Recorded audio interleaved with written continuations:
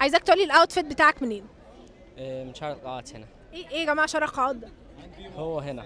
طيب قولي الجاكيت كام سعره؟ 500 بس كان عليه عرض. ده ايه بعد الخصم ولا بعد الخصم؟ خصم 500. ده بعد خصم 500 جنيه والله. ولا تي شيرت؟ 500 برضه. هو المحل كان عامل عرض اي حاجه فيه اي حاجه ب 500. ده فين المحل ده؟ ما تقولش اسمه بس.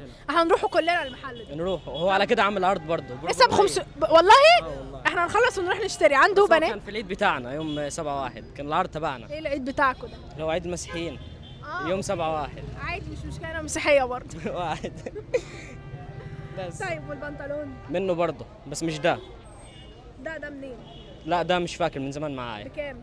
مش فاكر برضه، من زمان معايا. سنه مثلا؟ ممكن في الحدود دي. بنطلون ما بتغيروش بالك سنه؟ لا عندي غيره بس مش فاكر سعره كام. طب والشوز؟ برضه هنا من شارع القاعات. بكام؟ 450.